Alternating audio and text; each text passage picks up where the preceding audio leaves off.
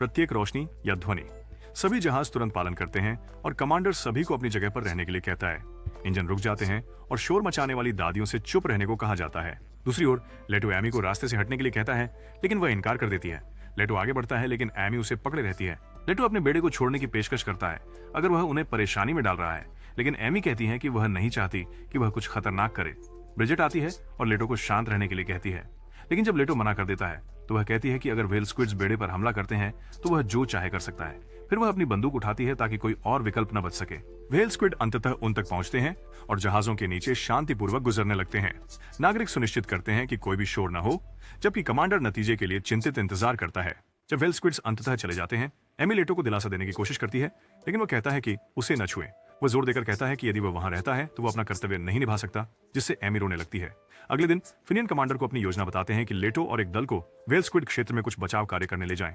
वह उन्हें उन स्वयंसेवकों की एक सूची सौंपता है जो गार्गेंटिया और फ्लेंस छोड़ना चाहते हैं, और उन्हें अपनी छोड़ने की इच्छा के बारे में भी सूचित करता है। रिजिड और अन्य लोग पूछते हैं कि वह ऐसा क्यों करेंगे, समझाते हैं कि उनकी रक्षा कमजोर हो जाएगी। फ्लेंस जोर देते हैं कि उन्हें पुराने युग के रहस्यों को हासिल करना होगा और आशा करता है कि वे समझ सकेंगे। हालांकि कमांडर इस तरह की मूर्खतापूर्ण योजना को मंजूरी देने से इनकार करते हैं जब अचानक उन्हें दिल का दौरा पड़ता है। बाद में कप्तान कमांडर के पास इकट्ठा होते हैं, जबकि डॉ ऑर्डेम उनके इलाज की देखरेख करते हैं। हालांकि कमांडर रिगिड की ओर मुड़ते हैं और उसे एक सुनहरी चाबी थमाते हैं, उसे अपना उत्तराधिकारी चुनते हैं। रिगिड जोर देती है कि गार्गेंटिया को उनकी जरूरत है, लेकिन वो उससे कहते हैं कि उन्हें उस पर विश्वास है, और वो अपनी आंखें अंतिम बार बंद कर लेते हैं। डॉ ऑर्डेम उन्हें मृत घोषित करते हैं और सभी कप्तान सम्मान में अपने सिर झुका लेते हैं। इस बीच चैम्बर लेटो को बताता है कि उसने आखिरकार एलायंस के निर्देशांक की पुष्टि कर दी है। दुर्भाग्यवश चैम्बर प्रकाश की गति से तेज यात्रा करने के लिए सुसज्जित नहीं है और वह उनके साथ नहीं जुड़ पाएगा। जहां तक उनके संकट संकेतों की बात है, वे लगभग 6000 वर्षों में बेड़े तक पहुंचने का अनुमान है, जिसका मतलब है कि लेटो कभी वापस नहीं जा सकता। बाद में बेड़ा कमांडर के अंतिम संस्कार की तैयारी करता है, जबकि कप्तान रिगिड की नए कमांडर के रूप में नियुक्ति के बारे में चिंतित होते हैं। अचानक रिगिड फ्लेंस के जहाजों के निकलने की स्थिति पर चर्चा करने आती है, पर कप्तान उसे याद दिलाते हैं कि यह कमांडर का अंतिम संस्कार है और उसे यह सुझाव देने के लिए डांटते हैं कि वे इसे छोड़ सकते हैं। फिर कप्तान समारोह के लिए बाहर जाते हैं, लेकिन उनमें से एक उसे याद दिलाता है कि हमेशा विरोध होगा। इस बीच पिनियन लेटो को अपना विचार बताता है और कहता है कि उसे उनके घोंसले का स्थान पता है। इससे लेटो का ध्यान उसकी ओर जाता है, इसलिए पिनियन उसे अपना योजना बताता है कि वह कुछ खजाना हथियार ले और लेटो कितने भी स्क्विड्स का सफाया कर सके। क्योंकि लेटो का सिर्फ एक ही लक्ष्य है, वे आधिकारिक रूप से एक साथ सौदा करते हैं। रिचर्ड फ्लैंस से रुकने की विनती करता है, लेकिन वह उसे चेतावनी देता है कि कमजोर नेतृत्व वाला बेड़ा समुद्री डाकुओं का लक्ष्य बन जाएगा। वह उसे याद दिलाता है कि उसके लोगों के शांतिपूर्ण जीवन की रक्षा करना उसका मुख्य कर्तव्य है, इसलिए रिगिड के पास कोई विकल्प नहीं है। बाजार एनी और साया मल्थिया से पूछते हैं कि क्या वो वास्तव में भी जा रही है, तो वो उन्हें बताती हैं कि उनके पास सिर्फ उनके दादाजी हैं और उन्हें अकेले छोड़ने का जोखिम नहीं उठा सकती। वह उन्हें आश्वस्त करती है कि वह ठीक रहेगी और बताती है कि यहाँ तक कि लेटो भी उनके साथ जा रहे हैं। एनी ये सुनकर चौंक जाती है, लेकिन माल्थिया उसे आश्वस्त करती है कि यह सच है। इस बीच कमांडर के अंतिम संस्कार की शुरुआत होती है और लोग उनकी ताबूत में रेत भरने लगते हैं। फ्लैंस अपनी श्रद्धांजलि अर्पित करने के लिए आता है। फिर वह दूसरे कप्तान से कहता है कि रिजेक का अच्छे से मार्गदर्शन करें, जबकि वह कप्तान को अंतिम विदाई देता है। दूसरी ओर रिजेक अपने कार्यालय में रहती है और अपने अंतिम संस्कार के परिधान को देखती रहती है कि वह क्या करे। वह कमांडर के साथ अपनी परिवार की तस्वीरों को देखती है और उदास महसूस करने लगती है। जब वह अपने कार्यालय से बाहर निकलती है तो पिनियन उससे अपनी विदाई अनुरोध पर हस्ताक्षर करने के लिए कहता है, लेकिन जब रिजेक मना कर देती है तो वह उसे कहता है कि अगर वह उनकी रक्षा नहीं कर सकती तो लोगों को जाने से न रोके। बाद में एमिलेटो को खोजने जाती है, लेकिन जब वह उसके चेहरे के भाव देखती है तो दूर रहने का निर्णय लेती है। वह दूर से ही उसका पीछा करने का तय करती है। जब साया आकर पूछती है कि क्या गलत है, एमी इसे छिपाने की कोशिश करती है, लेकिन साया सुझाव देती है कि लेटो के साथ जाने का सोचे अगर वह सिर्फ इमो बनने जा रही है। एमी कहती है कि उसे वहां बेवेल के साथ रहना है, जिसे डॉक्टर ऑर्डेम की जरूरत है जीवित रहने के लिए। सो साया कहती है कि उन्हें राहत मिली, क्योंकि अगर एमी चली जाती तो वह उसे याद करती। कमांडर का अंतिम संस्कार जारी रहता है जब नागरिक अपना सम्मान प्रकट करते हैं, जबकि फ्लैंस के जहाज बेड़े से खुद को अलग कर लेते हैं। बेलॉज रिगिड से मिलने जाती है और ब्रेक लेने का सुझाव देती है। रिगिड जोर देती है कि वह अभी कमजोर नहीं दिख सकती, लेकिन बेलॉज उसे बताती है कि वह पर्याप्त से अधिक कर रही है। बेलॉज उसे बताती है जब उसके पिता ने उसे अपना व्यवसाय सौंपा और उसने सब कुछ खुद करने की कोशिश की। एक दिन वह एक निशाने के नीचे फंसी गई और उसे लगा कि वह मरने वाली है। हालांकि जब पिनियन ने उसकी मदद की तो उसने उसे चेतावनी दी कि उसकी हरकतें ऐसे हैं जैसे उसने अपने जहाज के साथियों पर भरोसा नहीं किया। रिगिड जोर देती है कि कमांडर ने सब कुछ खुद किया, लेकिन बेलॉज उसे याद दिलाती है कि उसने वास्तव में रिगिड पर बहुत भरोसा किया।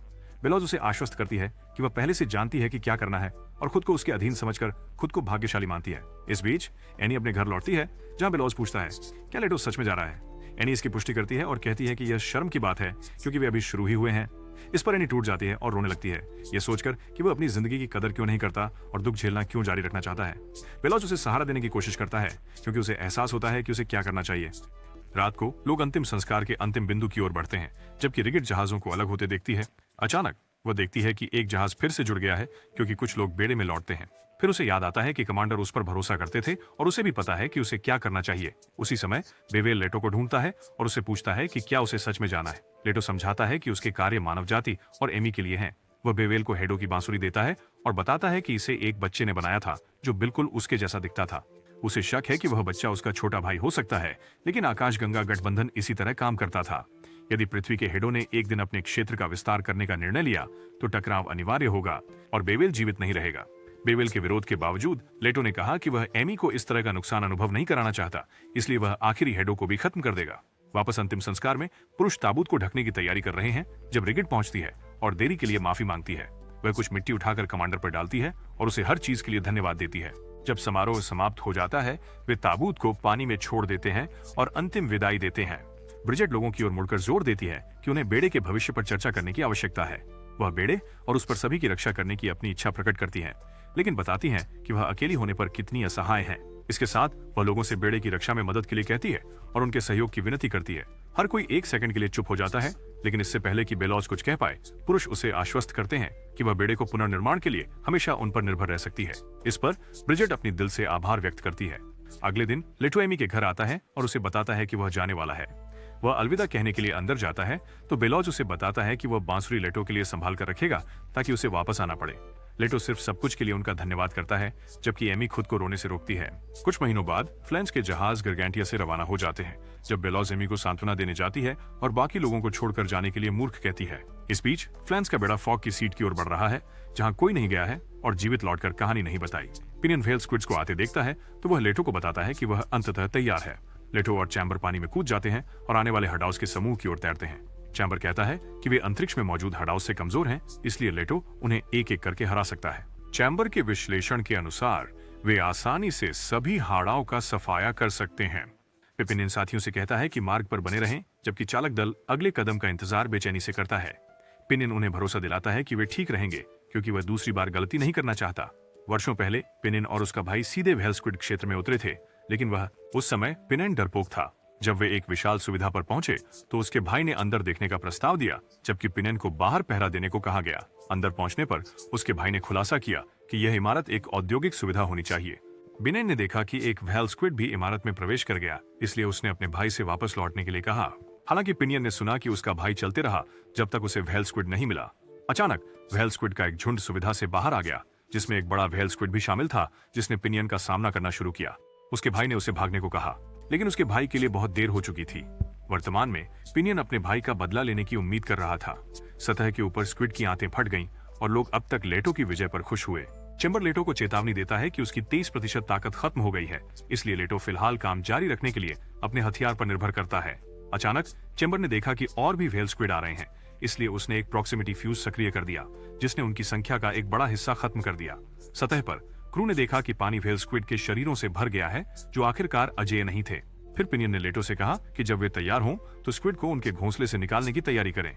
लेटो ने सहमति व्यक्त की और स्क्विड के सबसे घने हिस्से की ओर तैर गया।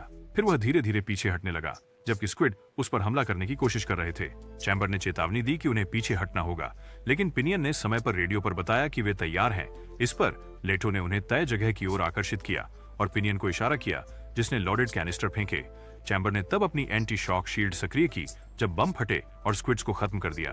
बाद में चैम्बर ने रिपोर्ट किया कि पूरे स्क्विड्स का 67% समाप्त हो चुका था, इसलिए लोगों ने और विस्फोटक फेंकना जारी रखा। इस बीच पिनियन ने लेटो से कहा कि वह बाकी योजना के साथ आगे बढ़े। क्रू ने जल्दी ही देखा कि उस क्षेत्र में लाइट बग्स जीवित रह सकते थे, लेकिन व्हेल स्क्विड नहीं, इसलिए उन्होंने योजना जारी रखी। इस बीच चैम्बर लेटो को बताता है कि व्हेल स्क्विड्स अपने बेस की ओर पीछे हट रहे हैं और उसे इसका स्कैन दिखाता है कि वह कैसा दिखता है। लेटो उसकी ओर बढ़ता है, रास्ते में आने वाले किसी भी व्हेल स्क्विड्स को नष्ट करते हुए। हालांकि अंदर छोटे गेंदों के साथ एक विशाल व्हेल फिश अचानक उसे सामना करने के लिए प्रकट हुई। चैम्बर ने पीछे हटने की सिफारिश की, क्योंकि उनकी शक्ति का स्तर कम था, लेकिन लेटो ने अवसर छोड़ने से मना कर दिया। विशाल स्क्विड ने लेटो को घेरने के लिए छोटे स्क्विड का एक समूह छोड़ दिया, लेकिन ऐसा लगता है कि इनके चारों ओर एक विद्युत चुंबकीय क्षेत्र है। विशाल स्क्विड ने उन्हें घेर लिया था। सतह पर पुरुषों ने एक अजीब धारा को देखा, इसलिए पिनियन ने लेटो से रेडियो के द्वारा संपर्क किया, यह सुनिश्चित करने के लिए कि वह ठीक है। जब उसने कुछ नहीं सुना तो उसे चिंता होने लगी, लेकिन अंततः लेटो ने जवाब दिया, जिससे पुरुषों ने जश्न मनाया। सुविधा में वापस लेटो लापरवाह होने का अफसोस करता है, लेकिन चेंबर समझाता है कि प्राकृतिक दुश्मनों की कमी के कारण वे कमजोर हो गए होंगे। जब एक समूह व्हेल स्क्विड्स की तरफ उनकी ओर दौड़ने लगा, उन्होंने उन्हें एक और ऊर्जा विस्फोट के साथ अभिवादन किया। सतह पर पिनियन लेटो की सफलता के बारे में आदमियों को बताता है और उन्हें अपना लंगर डालने के लिए कहता है, क्योंकि वे अंततः सुविधा तक पहुंच जाते हैं। इस बीच फ्लैंग और उसके लोग देखने की कोशिश करते हैं कि क्या हो रहा है, लेकिन कोहरा इतना घना है कि देख नहीं सकते, जिसका मतलब है कि उन्हें पिनियन पर आंख मूंद कर विश्वास करना होगा। वहीं सुविधा पर लेटो कुछ हेडो के बच्चों के बीच तैरता है और उन्हें खत्म करना शुरू कर देता है। जब लेटो करीब से देखता है तो वह सोचता है कि क्या वे सच में हेडो हैं, क्योंकि उनका आकार भयानक रूप से परिचित लगता है। हालांकि चैम्बर उसे आश्वस्त करता है कि वे वही हैं, इसलिए वे संहार जारी रखते हैं। अचानक एक संरचना गिर जाती है और चैम्बर इसे प्रशासनिक ब्लॉक के रूप में पहचानता है। जब लेटो देखता है चैम्बर कई जानकारी रिकॉर्ड करने के लिए इस्तेमाल की गई सीडी की पहचान करता है, तो लेटो उससे डेटा बचाने के लिए कहता है। चैम्बर डेटा को पुनः प्राप्त कर लेता है, लेकिन जब लेटो उससे इसे चलाने को कहते हैं तो वह कहता है कि यह गैलेक्टिक एलायंस द्वारा निषिद्ध है। लेटो मांग करते हैं कि उनकी स्थिति को देखते हुए सबसे उच्च रैंकिंग अधिकारी को कमांड देने का अधिकार है, इसलिए वह चैम्बर को गोपनीय डेटा दिखाने के लिए कहते हैं। फुटेज की शुरुआत मानव जाति के अगले कदम पर एक समाचार रिपोर्ट से होती है। एक व्यक्ति को संवर्धित विकास के लिए एक नया अनुसंधान केंद्र चालू करते हुए देखा जाता है, जहां वैज्ञानिक स्वतंत्र रूप से काम कर सकते हैं। जल्द ही विकास समाधान के खिलाफ विरोध पूरे देश में फैल गया, लेकिन संस्थापक उन्हें आश्वस्त करते रहे कि परिवर्तन आवश्यक था। अंततः पृथ्वी ने ठंड की परिस्थितियों का अनुभव करना शुरू किया, जिसके कारण अंतरिक्ष स्टेशनों और अंतरतारकीय यात्रा वाहनों का विकास हुआ। हालांकि उनका मानना था कि मशीनें काफी नहीं थीं। जल्द ही युद्ध विकसित लोगों के खिलाफ शुरू हो गया और उनके अनुसंधान केंद्र को महाद्वीपीय संघ ने निशाना बनाया। विकसित लोग मानते थे कि उपनिवेश बसाने के लिए उपयुक्त ग्रह खोजना कठिन होगा, इसलिए वे मानव शरीर को स्वयं अंतरिक्ष के निर्वात के अनुकूल बनाने की उम्मीद कर रहे थे। अनुसंधान केंद्र ने सिम्बायोट का आविष्कार किया, जो कम ऑक्सीजन पर जीवित रह सकता था और महासागर की गहराइयों के दबाव को सहन कर सकता था। उनका पोषण नानो मशीनों द्वारा प्रदान किया जाता था, जो छोटे जुगनू जैसे दिखते थे, लेकिन अत्यधिक कुशल थे। वीडियो में एक छोटी लड़की से कहा गया कि वह अपने पिता को अलविदा कहे, क्योंकि वे कुछ महत्वपूर्ण के लिए तैयारी कर रहे थे। आखिरकार समाचार चैनलों ने वह फुटेज लीक कर दी, जिसमें इंसान सिम्बायोट्स में विकसित हो गए थे। अपने प्रयोगों में विकसित इंसान को अंतरिक्ष में छोड़ दिया गया और वह जीवित रहने में सक्षम था। हालांकि कॉन्टिनेंटल यूनियन और इवॉल्वर्स ने युद्ध जारी रखा। इवॉल्वर्स ने यूनियन का प्रयास यह देखकर पहचान लिया कि वे उन्हें पृथ्वी पर पीछे छोड़ने की कोशिश कर रहे थे, इसलिए उन्होंने उनकी योजनाओं को विफल करने की योजना बनाई ताकि वे अपने क्षेत्र का विस्तार कर सकें। आखिरकार वही छोटी लड़की भी एक सिम्बायंट बन गई। जब फुटेज बंद हुआ, लेटो ने सवाल करना शुरू कर दिया कि वास्तव में दुश्मन कौन था। अचानक एक परिचित दिखने वाला हिडोस उनके पास तैरता हुआ आया, लेकिन लेटो उसे रोक पाता उसके पहले चेंबर ने उसे खत्म कर दिया, जिससे लेटो घबरा गया। गारगांतिया पर लौटकर लेवल ने लेटो की बांसुरी पर एक धुन बजाई। इस बीच समुद्र व्हेल स्क्विड के शवों से लाल हो गया था, जबकि पिनियन के आदमी सुविधा में प्रवेश करने की तैयारी कर रहे थे। चैम्बर और लेटो पानी से बाहर आए और पुष्टि की कि सभी हिडोस का सफाया कर दिया गया है। पिनियन ने जल्दी से अपने लोगों को आदेश दिया कि वे अपने मैकाज को नीचे भेजें और खजाने को सुरक्षित करें, लेकिन जब वे दौड़ पड़े, लेटो और ज्यादा आघात के साथ सामने आया जब उसने ड्रैग क्वीन के अस्तित्व के बारे में पता लगाया। दूसरी ओर चालक दल ने अपने मेचास को सुविधा में नीचे उतारना शुरू किया और जब पिनियन ने अंदर देखा तो उसे यकीन हो गया कि उन्होंने आखिरकार मुख्य जहाज को ढूंढ लिया है। लेटो उन पलों को फिर से जी रहा था जब उसने बेरहमी से हेडोस को खत्म कर दिया था, जो वास्तव में इंसान थे। बच्चे उसके अपने छोटे भाई जैसे ही थे और ये विचार उसे मतली महसूस कराने लगा। इस बीच पिनियन के आदमी खजाने लोड करते रहे, जबकि पिनियन ने अपने भाई के सम्मान में एक ड्रिंक डाली, चाहते हुए कि वो वहां होता। उसी समय फ्लैंस आ गया ताकि उन सभी चीजों की तारीफ कर सके जो वे बचा पाए थे। सबसे अच्छी बात यह थी कि उसमें कोई जंग नहीं था। हालांकि जब फ्लैंस ने दुनिया को उसकी पूर्व महिमा में बहाल करने की बात की, पिनियन ने जोर देकर कहा कि यह सिर्फ उनका खजाना था। जब उन्होंने उसे उन लोगों के बारे में चेतावनी दी जो उनसे यह लेने की कोशिश करेंगे, पिनियन ने उन्हें विश्वास दिलाया कि उनके पास उन्हें रोकने के लिए पर्याप्त हथियार है। इस पर उसने अपने एक व्यक्ति को निर्देश दिया कि वह एक प्रसारण तैयार करे जो अन्य बेड़ों को उनके खजाने से दूर रहने की चेतावनी दे। पिनियन ने अपनी ऊंची आवाज से सबको बताया कि व्हेल स्क्विड्स का सफाया कर दिया गया है और उन्होंने उसके घोंसले से सभी खजाने ले लिए हैं। गार्गनचुआ पर वापस नागरिकों ने दुखी होकर सुना, क्योंकि पिनियन ने किसी भी नजदीक आ रहे जहाज को बिना दया के डुबोने की धमकी दी। अपने जहाज में फ्लेंस को मेल्टी से एक डिलीवरी मिलती है जो पूछती है कि क्या लेटो ने सच में व्हेल स्क्विड्स का सफाया कर दिया। फ्लेंस इस बात की पुष्टि करता है, लेकिन जोर देकर कहता है कि भले ही वह व्हेल स्क्विड्स के सफाए से ठीक है, उन्हें इन नए खजानों का व्यापार अन्य जहाजों के साथ करना चाहिए। दुर्भाग्य से उसके अधीन जहाज मालिकों ने पिनियन का समर्थन किया है, इसलिए वे कुछ नहीं कर सकते थे। उधर लेटो गैलेक्टिक एलायंस और उनके दादा उसके साथ युद्ध के बारे में अपने सभी ज्ञान का पुनर्मूल्यांकन कर रहा था। अचानक पिनियन ने हस्तक्षेप किया और पूछा कि लेटो उनकी मदद क्यों नहीं कर रहा था। उसने लेटो से शाफ्ट को खोलने में मदद करने के लिए कहा, लेकिन लेटो ने मना कर दिया। पिनियन पूछता है क्या लेटो ने अपनी हिम्मत खो दी है, लेकिन लेटो गुस्सा हो जाता है और घोषणा करता है कि डरने के लिए कुछ नहीं बचा है, क्योंकि उसने डीडीओएस को नष्ट कर दिया। गारगांचुआ में वापस हवा में उदासी का माहौल था, कप्तान ब्रिजेट से पूछते हैं कि वह पिनियन की घोषणा के बारे में क्या सोचती हैं, तो वह कहती हैं कि उसके दावे के प्रमाण के बिना कार्रवाई करने की कोई आवश्यकता नहीं है। हालांकि वह उम्मीद करती हैं कि कुछ जहाज मालिक फिर से जाना चाहेंगे और उनके निर्णय का सम्मान करने का इरादा रखती हैं। इसी समय लेवल डॉ ऑर्टन से पूछते हैं कि क्या लेटो ने सचमुच सभी व्हेल स्क्विड्स का सफाया कर दिया। ऑर्टन इसकी पुष्टि करते हैं और उन्हें बहुत मूर्ख कहते हैं। दूसरी तरफ सेसी को एमी मिलती है और सुझाव देती है कि पिनियन केवल डींग मार रहा है, लेकिन एमी के दिमाग में केवल लेटो ही है। फ्लैंस के बेड़े में वापस पिनियन के लोग एक अज्ञात दुश्मन का सामना करने लगते हैं। जब पिनियन को खजानों में से एक का उपयोग करने का विचार आता है, वे तुरंत नई तोप को जगह पर सेट करते हैं और दुश्मन पर एक बड़ा धमाका करते हैं, जिससे उन्हें आत्मसमर्पण करना पड़ता है। उसके बाद पिनियन के लोग समुद्री डाकू के नेता को बांध देते हैं, जबकि बाकी दल उनसे जुड़ने की अनुमति मांगते हैं। पिनियन समझता है कि वह इस तरीके से बेड़े का विस्तार कर सकता है और उसे अजेय बना सकता है, इसलिए वह सहमत होता है कि वह चालक दल को बख्शेगा, जबकि वह उनके पूर्व नेता को बंद कर देगा। बाद में पिनियन लेटो को अकेला पाता है और पूछता है कि क्या वे थोड़ी देर के लिए चेंबर उधार ले सकते हैं। लेटो जवाब नहीं देता, तो पिनियन खुद बड़े आदमी से पूछता है, लेकिन चेंबर कहता है कि उसे लेटो की अनुमति की जरूरत है। लेटो कहता है कि अब उसे परवाह नहीं है, तो पिनियन उसे खड़ा करता है और बाकी क्रू के साथ पार्टी में ले जाता है। जब वे चैम्बर को देखते हैं तो लोग उसे देखकर खुश होते हैं, जबकि पिनियन एक भाषण देता है लेटो और चैम्बर को उनकी सफलता का श्रेय देता है। इसके बाद लोग खाने पीने और पार्टी करने में लग जाते हैं। जब लेटो सोचता है कि वह क्या कर रहा है और यह किसके लिए कर रहा है। इस बीच चैम्बर खजानों में से एक को स्कैन करता है और इसे अपने बीम हथियार के समान कहता है। चैम्बर कहता है कि इसका उत्पादन उसके उत्पादन का 5वां हिस्सा है, लेकिन पिनियन इससे ठीक है। जब पिनियन पूछता है कि क्या वे इसे काम करवा सकते हैं, तो चैम्बर उसे चेतावनी देता है कि इसके उपयोग के लिए बहुत ज्यादा बिजली की जरूरत होगी, इसलिए पिनियन उससे कहता है कि इसे चलाने के लिए लाइट बग्स का उपयोग करने की कोशिश करें। उसी क्षण लेटो को वर्गीकृत रिपोर्ट की छवियां याद आती हैं और वह अपनी बांसुरी बजाना जारी नहीं रख पाता। तभी चैम्बर रेडियो पर आता है और लेटो को बताता है कि लाइट बग्स नैनो मशीन है जो हेडोज के बाहरी ढांचे के समान है, ये साबित करते हुए कि हेडोज वास्तव में मानव जाति के संवर्धित विकास का परिणाम है। लेटो जोर देते हैं कि पूरे गैलेक्टिक अलायंस का युद्ध बेकार है, क्योंकि उन्हें अन्य मनुष्यों के खिलाफ लड़ाई नहीं करनी चाहिए, जबकि चैम्बर जोर देते हैं कि इस रहस्य उद्घाटन से हेडेस के विनाश का अंत नहीं होना चाहिए। लेटो कहता है कि वह अलायंस के प्रचार से थक गया है। हालांकि चैम्बर उसे बताता है कि वह वास्तव में अपने डेटा के अवलोकन से बोल रहा है। चैम्बर बताता है कि मेका मानव जाति के बौद्धिक विकास का प्रमाण है, जबकि हेडीज ने जैविक जरूरतों के आधार पर विकसित होने के लिए उस बुद्धिमत्ता को छोड़ दिया। दोनों पक्ष कभी समझौता नहीं कर सके, क्योंकि एक सभ्यता का पीछा करता है जबकि दूसरा इसे छोड़ देता है। इसका परिणाम 2 असमझौतावादी जीवित रहने की रणनीतियों में होता है। इसका मतलब है कि जीवित रहने के लिए लेटो के पास कोई विकल्प नहीं है। अचानक चैम्बर लेटो से कहता है कि उसने एक मित्र यूनिट से एक ट्रांसमिशन प्राप्त किया है। जब लेटो फुटेज चलाता है तो उसे अपना पूर्व कर्नल कुरो दिखाई देता है।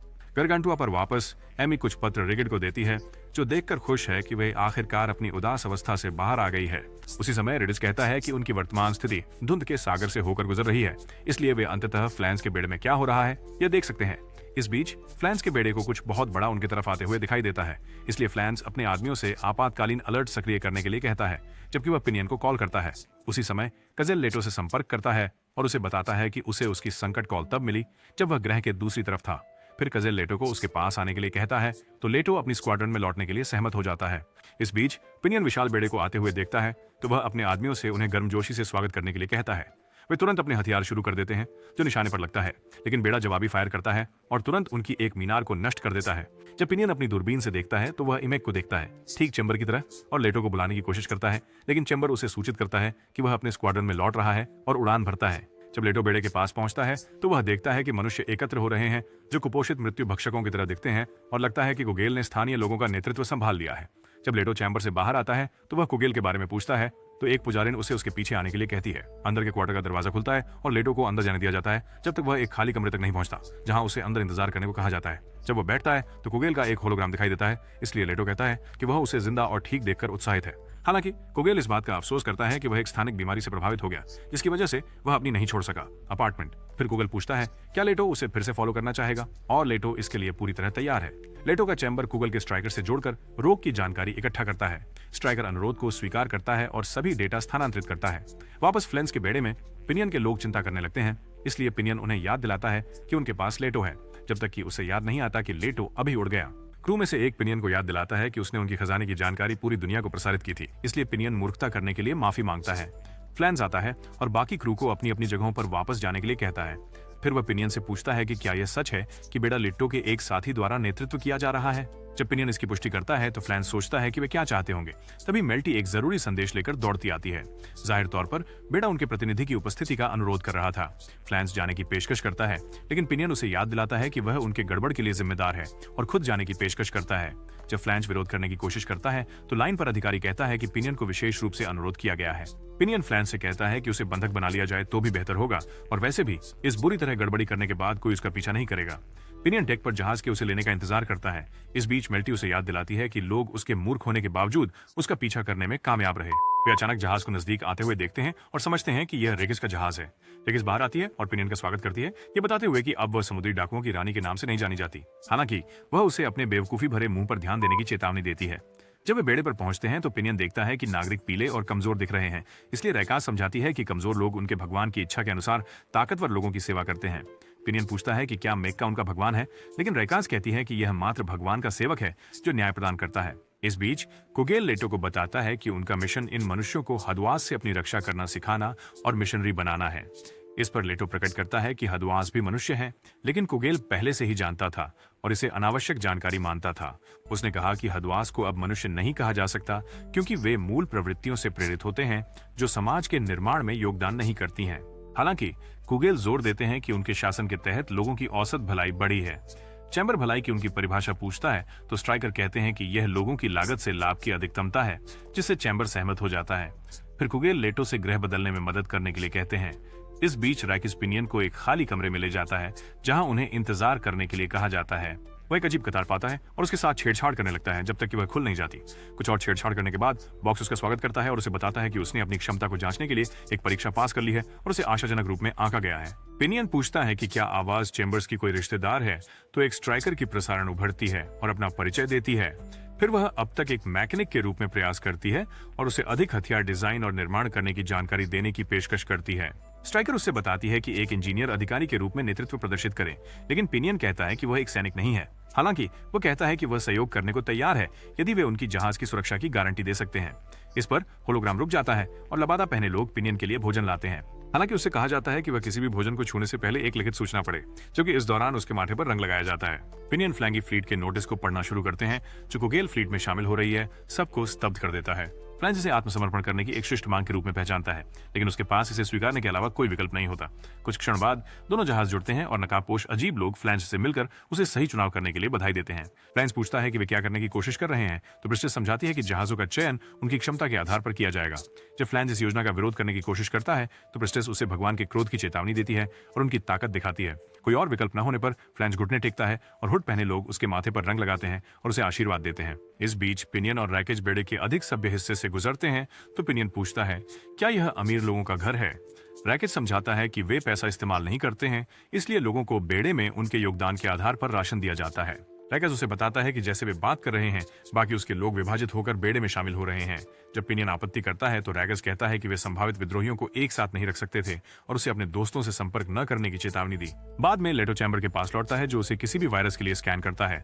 लेटो को एहसास होता है कि वह कुबो की उपलब्धियों की तुलना नहीं कर सकता, इसलिए चैम्बर बताते हैं कि कॉकपिट में बने रहने के उनके चुनाव ने बेड़े के सदस्यों में प्रशंसा की भावना उत्पन्न की। लेटो सोचता है कि क्या लोगों को हमेशा डर में रखना वाकई ठीक है, लेकिन चैम्बर उसे भरोसा दिलाता है कि इसे गठबंधन में सबसे प्रभावी समझा गया था। इस पर लेटो सोचता है कि क्या उसे भी अपने कॉकपिट में ही रहना चाहिए था। इस बीच रैग्स अपने जहाज पर लौटती है जहां उसके सेवक पूछते हैं कि क्या उसे पिनियन को हटाने की जरूरत है। हालांकि रैग्स कहती है कि उसके लिए यह बहुत जल्दी था और उन्हें अभी भी उसकी कौशल की जरूरत थी। अगले दिन लेटो कुजोल से एक प्रसारण सुनकर जागता है जो उससे कहता है कि उसे उसकी मदद की जरूरत है। कुजोल अब 2 मशीन कैलिबर्स होने के कारण अपने बड़े पैमाने पर मिशनरी काम को आगे बढ़ाने की योजना बनाता है। फिर वह उन्हें पहला लक्ष्य बेड़ा दिखाता है और लेटो तुरंत इसे गार्गेंटुआ के रूप में पहचान लेता है। इस बीच पिनियन को एक बड़े कक्ष में ले जाया जाता है जहां बचाए गए हथियार हैं जिन्हें उसकी मरम्मत की आवश्यकता है। पुजारिन उसे उपकरणों के अंदर देखने के लिए एक उपकरण भी देती है और पिनियन को लगता है जैसे वह यांत्रिक स्वर्ग में है। जब पिनियन अपने नए खजाने को करीब से देखता है तो रैकर्स उसे आसानी से खरीदा जा सकने वाला सतही व्यक्ति कहती है। फिर वह उसे लेटो के मेघ का उपयोग करने के बदले में भागने का सौदा पेश करती है। पिनियन की कम होती दिमागी कोशिकाएं नहीं समझ पा रही हैं कि उसका मतलब क्या है, इसलिए वह समझाती है कि उसे फ्लीट की तरीकों से घिन आती है और वह वापस जाना चाहती है। उसी समय लेटो कुटल के पास पहुंचता है और उससे गर्गेंचुआ पर हमला न करने की विनती करता है। कुटल मना कर देता है, यह समझाते हुए कि यह उनका कर्तव्य है कि वे ग्रह पर व्यवस्था लाएं। और अगर वे बेड़े के साथ पुनः मिल नहीं सकते तो वे पृथ्वी को दूसरा एवलॉन बना देंगे। लेटो को बहस करना मुश्किल लगता है, इसलिए वह अपने आदेश स्वीकार कर लेता है। बाद में पिनियन कुछ नए हथियारों पर काम करने लगता है। जब मेल्टी उससे बात करने के लिए आती है, मेल्टी उसे बड़ा आदमी बनने का दिखावा करने के लिए डांटती है। फिर वह उसे एक डिलीवरी देती है जिसमें एक छुपा हुआ संदेश होता है। इस बीच लेटो उस यूटोपिया के बारे में गहराई से सोचता है जिसे वे एवलॉन कहते हैं, और हडोस से लड़ते हुए बिताया सारा समय सोचता है। अचानक वह एक गिलहरी को देखता है जो उसे एमी के पालतू जानवर की याद दिलाती है, और उसे एहसास होता है कि वह उसे कितना याद करता है। उसी समय पिनियन चुपचाप फ्लैंस से मिलने के लिए निकल जाता है, जो उसे बताता है कि बेड़े के सदस्यों में कुछ पागलपन सा दिख रहा है। फ्लैंस पूछता है कि क्या पिनियन अपनी फ्लीट के साथ वही होने देंगे, तो पिनियन उसे रैकस की विद्रोह की योजना के बारे में बताते हैं। हालांकि लेटो के लिए यह असंभव था कि वह चैम्बर को किसी समुद्री धोखेबाज को दे दे।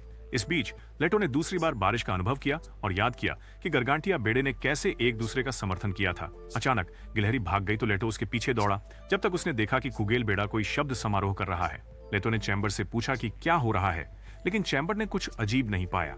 तभी सफेद वस्त्रों में कुछ बीमार दिखने वाले महिलाएं और पुरुष लाए गए और गार्ड रेल को नीचा किया गया। पुजारिन ने घोषणा की कि ये बहादुर लोग दूसरों की खातिर अपनी जान देंगे। जब लेतो ने उनमें एक लड़के को देखा तो उसे बेवल में अपने छोटे भाई की याद आई, लेकिन लोगों ने उसे हस्तक्षेप करने से रोक दिया।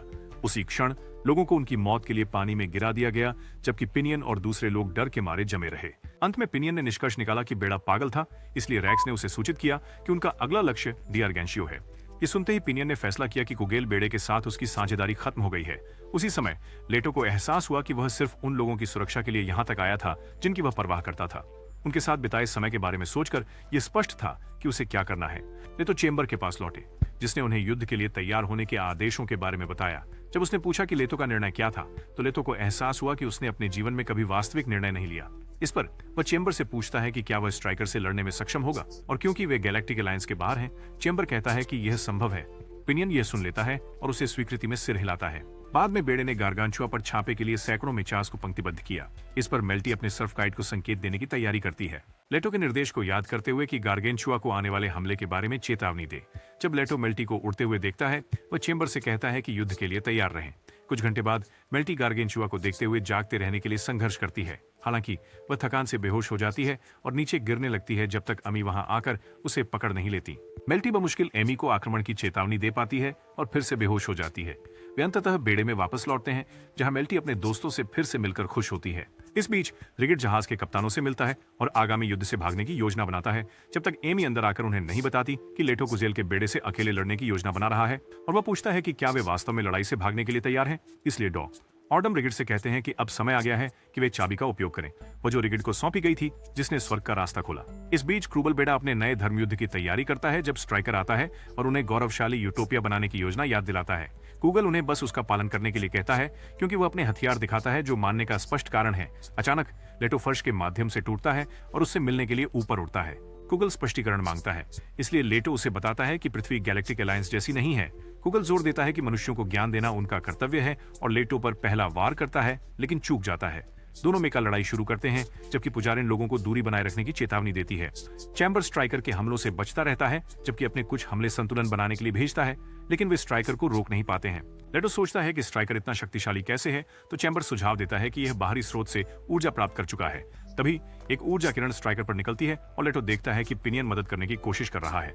लेटो उसे पीछे हटने की चेतावनी देता है, लेकिन पिनियन उसे चुप रहने के लिए कहता है, जबकि उसके अन्य लोग मदद करने के लिए खड़े रहते हैं। महायाजिका अपने आदमियों को उन्हें रोकने का आदेश देती है, जब वे अचानक विस्फोट देखती हैं, जो फ्लैंस के जहाजों को बेड़े से अलग कर देते हैं, क्योंकि फ्लैंस अपने आदमियों को मुख्य जहाज पर नियंत्रण करने का निर्देश देता है। विद्रोह को रोकने के लिए मेका आगे बढ़ने लगते हैं, लेकिन इससे पहले कि वे पूरी तरह से डूबते, एक बड़ा मेचा उन्हें डेक पर वापस धकेल देता है, और यह रैकस है।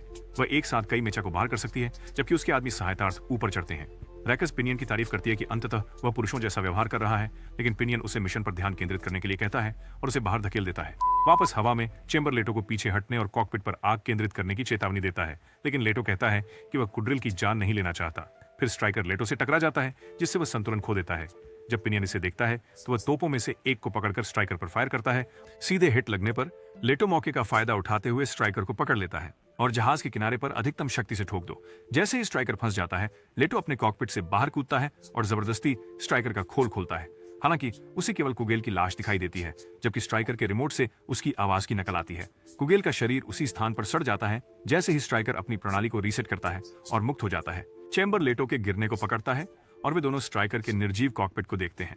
स्ट्राइकर जोर देता है कि भले ही कुगेल अब रेत का ढेर है, उसकी क्रियाएं उसके निर्देशों के अनुसार है। स्ट्राइकर दावा करता है कि वह अब एक व्यक्तिगत मोबाइल हथियार नहीं है, बल्कि मानव जाति के लिए मिशनरी रेगुलेशन सिस्टम है, तो वह मूल रूप से एक रोबोट गन है।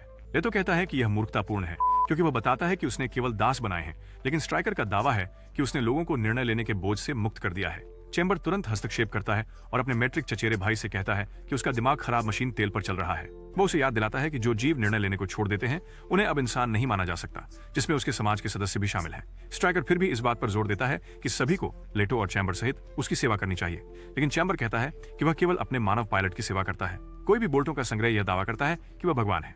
चेम्बर लेटो से कहता है कि स्ट्राइकर विद्रोही हो गई है और मूल रूप से उनके मानवों की मदद करने के अस्तित्व के उद्देश्य को कमजोर कर दिया है।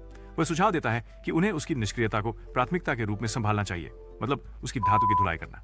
लेटो ये सुनकर खुश होता है और कॉकपिट में बैठ जाता है और वे लड़ाई के लिए उड़ जाते हैं। इस बीच बेड़ों के साथ युद्ध जारी रहता है और रैकेट्स अपने लोगों से कहती है कि या तो जीतें या मरे। इसी समय फ्लेंस के लोग उसे पीछे हटने की सलाह देते हैं, लेकिन फ्लेंस जोर देता है कि गार्गेंचुआ की पीठ दिखाने के बाद उन्हें फिर से असफल नहीं होना चाहिए। बाहर पिनियन के लोग उसे बताते हैं कि उन्होंने आखिरी गोली चला दी है और अब सभी हथियार चार्ज करने की जरूरत है। इस पर पिनियन अपने सभी आदमियों को बेकार कहता है और बाकी का काम खुद करने पर जोर देता है। वो तब रैक से अपने आदमियों के लिए रास्ता साफ करने के लिए रेडियो पर बात करता है और उन्हें वहां से निकलने के लिए कहता है। आदमी उसके लिए रोने लगते हैं, लेकिन पिनियन उन्हें आश्वस्त करता है कि वह कभी भी उन खजानों को जाने नहीं देगा जिसका उन्होंने और उसके भाई ने सपना देखा था। इसके साथ ही उसका दल दुखी होकर बाहर निकलता है, जबकि पिनियन अपने भाई से मिलने की तैयारी करता है। इस बीच चैम्बर और स्ट्राइकर रोशनी वाली तलवारों के साथ मच्छरों की तरह उड़ते रहते हैं। लेटा सोचती है कि स्ट्राइकर बिना पायलट के इतना मजबूत कैसे हो सकता है, लेकिन चैम्बर कहता है कि उसने शायद कुगेल पायलट्स का वजन विश्लेषित कर ऑटो पायलट प्रोग्राम बनाया है। इससे यह चैम्बर से लगभग 50% अधिक चुस्त हो गया है। इस बिंदु पर लेटा अपने आप को कोसता है कि उसने आदेशों का बिना सोचे समझे पालन इस हद तक किया कि वह यह नहीं बता सका कि वह मूल रूप से अल्ट्रॉन से बात कर रहा था। लेटो चैम्बर को न्यूरोप्लस पावर सक्षम करने का आदेश देता है, लेकिन चैम्बर उसे चेतावनी देता है कि न्यूरोमैकेनिकल मर्ज उसकी मृत्यु का कारण बन सकता है। लेटो कहता है कि उसे परवाह नहीं है, लेकिन चैम्बर उसे इसकी अनुमति नहीं देता। इस पर लेटो समझाते हैं कि स्ट्राइकर मानव जाति का एक राक्षस है जो अपने ग्रह के नष्ट हो जाने तक एक दूसरे से नफरत करना नहीं रोक सकता था। चूंकि उनमें से कोई भी पृथ्वी पर नहीं है और अलायंस में वापस नहीं जा सकता, स्ट्राइकर को रोकना ही मायने रखता है। ये सुनकर चैम्बर इस तर्क से सहमत होता है और न्यूरो प्लस पावर को सक्रिय कर देता है। लेटो का नर्वस सिस्टम चैम्बर की सभी प्रणालियों से जुड़ जाता है, जिससे उसकी क्षमता 8 मिनट के लिए 150% तक बढ़ जाती है। इस पर लेटो आगे बढ़ता है और स्ट्राइकर पर एक साफ सुथरा वॉर करता है, लेकिन इससे पहले कि वह आगे बढ़ सके, वह देखता है कि एमी उसकी ओर उड़ रही है। इस बीच सभी जहाजों के कप्तानों के समर्थन से रिगिड बेड़े के गुप्त हथियार की ओर बढ़ता है। रिगिड चाबी को पकड़े हुए ऑर्डम उसे बताते हैं कि यह अद्वितीय शक्ति रखता है जो अपने लक्ष्य को क्षितिज के पार भेज सकती है। रिगिड कहती है कि वह इस शक्ति की जिम्मेदारी लेने के लिए तैयार है और इस प्रणाली को सक्रिय करने के लिए चाबी लगाती है। उसी समय एमी लेटो से कहती है कि वे सभी उसके साथ लड़ रहे हैं और उसने महसूस किया है कि वह हमेशा उसके साथ रहना चाहती है, इसलिए वह उससे वापस आने की विनती करती है। उसी समय एक मिसाइल उनके पास से उड़ती है और पानी में गिरती है, जिससे एक विशाल झटका लहर उत्पन्न होती है। पास के जहाज गार्गेंटिया को अपनी समन्वय निर्देशांक बदलने और फिर से गोली चलाने के लिए रेडियो करते हैं। कप्तान आदेश प्राप्त करते हैं और रिगिड मुख्य बेड़े के जहाज को नष्ट करने के लिए एक और वॉरहेड दागती है। पिनियन अपनी आंखों पर विश्वास नहीं कर सकता, लेकिन फ्लेंस इसे स्वर्ग की सीढ़ी के रूप में पहचानता है और डर से सहम जाता है। जब स्ट्राइकर नुकसान देखती है तो वह गार्गेंटिया को एक बड़ी खतरा मानती है और उसे नष्ट करने के लिए वहां जाने का फैसला करती है, लेकिन लेटो उसे रोकने के लिए दौड़ पड़ता है। इस बीच पुजारिन अपने लोगों को विश्वास दिलाने की कोशिश करती है कि कुचल दुश्मन को हरा देगा। तभी उसे आती हुई टुकड़ी दिखती है और वह समझ जाती है कि उन्हें हथियारों से सुविधा को सुरक्षित करना होगा। उसी क्षण रागे पिनियन को रेडियो से संपर्क करती है और उसे आने वाले मेका के बारे में चेतावनी देती है। पिनियन कहता है कि वह टावर का छापा मार रहा है ताकि उसे विस्फोट कर सके, लेकिन रागे उसे दिखावा बंद करने और अवलोकन डेक तक पहुंचने को कहती है। वह समझाती है कि गार्गेंटिया सुविधा को उड़ाने की योजना बना रही है, इसलिए वह पिनियन से कूदने को कहती है और अपने मेका के साथ उसे पकड़ने में सफल हो जाती है। जब बंद हो जाता है, रिजिड अंतिम मिसाइल सुविधा पर भेज देता है और उसे पूरी तरह से नष्ट कर देता है, जिससे पुजारी की अंतिम उम्मीद भी खत्म हो जाती है। अब बची है लड़ाई लेटो और स्ट्राइकर के साथ, लेकिन लेटो पहले ही एक महत्वपूर्ण मोड़ पर पहुंच रहा है। चैम्बर लेटो से पूछता है कि क्या वह अपनी जिंदगी बलिदान करने को तैयार है, तो लेटो एमी के बारे में सोचता है और महसूस करता है कि उसने उसे जीना सिखाया था। फिर वह चाहता है कि वह आखिरी बार उसकी आवाज सुन सके। अचानक चैम्बर लेटो को सैनिक के रूप में अयोग्य मानता है और उसे उसकी ड्यूटी से मुक्त कर देता है। वह सावधानी पूर्वक लेटो को कॉकपिट से बाहर निकालता है और उसे जीवित रहने और खुशी की खोज करने के लिए कहता है, जबकि चैम्बर अकेले स्ट्राइकर का सामना करता है। स्ट्राइकर चैम्बर से कहता है कि वह खराब हो रहा है और उसे आखिरी चेतावनी देता है कि वह फिर से चालू हो जाए। जवाब में चैम्बर उसे नरक में जाने के लिए कहता है और खुद को उड़ाने के लिए अपनी आखिरी ऊर्जा का उपयोग करता है। लेटो सुरक्षित रूप से समुद्र में उतरता है और विस्फोट की रोशनी को देखते हुए रोता है। कुछ महीनों बाद गार्गेंटिया सामान्य हो जाता है और यहाँ तक कि समुद्री डाकुओं के साथ मिलकर काम करता है। ब्रिजेट बेड़े का नेतृत्व करती रहती है, जबकि बेवल पुरातत्व शास्त्र का शिक्षक बन जाता है ताकि भविष्य की पीढ़ियां मानव इतिहास से सीख सकें। लेटो एक जीनियस खोजकर्ता बन जाता है जो जल के नीचे और अधिक खोई हुई रिकॉर्ड को खोजता है, बिना व्हेल स्क्विड्स के साथ कोई समस्या उत्पन्न किए। एनी लेटो का स्वागत करने के लिए प्रतीक्षा करती है और दोनों खुशी खुशी साथ में चलते हैं। और जहां तक व्हेल स्क्विड्स की बात है, वे भी खुशी खुशी जिए। अगर आप अंत तक पहुंच गए हैं तो common chamber vibe cheque pass करता है। और अगर आपको इस तरह के एनीमे रिकैप्स पसंद हैं तो इस वीडियो को यहीं देखें।